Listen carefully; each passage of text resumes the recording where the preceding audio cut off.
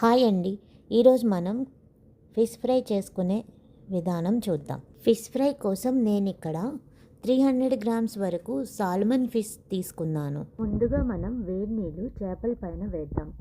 దానివల్ల స్కిన్ అనేది ఈజీగా తీసేయవచ్చు. తర్వాత చేపల్ని నీట్గా కడిగి మనకి కావాల్సిన సైజులో కట్ చేసి పెట్టుకుందాం.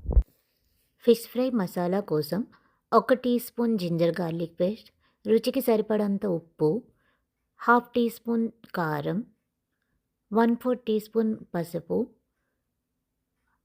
1 టేబుల్ స్పూన్ నిమ్మకాయ రసం, 1 టేబుల్ స్పూన్ బియ్యం పిండి, 1 టేబుల్ స్పూన్ కార్న్‌ఫ్లవర్ వేసి బాగా కలుపుకోండి. ఇప్పుడు ఇందులో 2 టేబుల్ స్పూన్ వరకు వాటర్ వేసి ముక్కలకి పట్టేలా బాగా ఎక్కించుకోండి.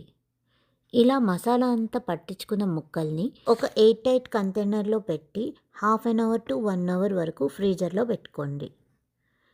1 అవర్ తర్వాత కడాయిలో 150 ml ఆయిల్ వేసుకొని ఫ్రీజ్ చేసుకున్న చేప ముక్కల్ని ఒక్కొక్కటిగా ఆయిల్లో వేసి 2 వైపులు గోల్డెన్ బ్రౌన్ వచ్చినంత వరకు వేయించుకోండి.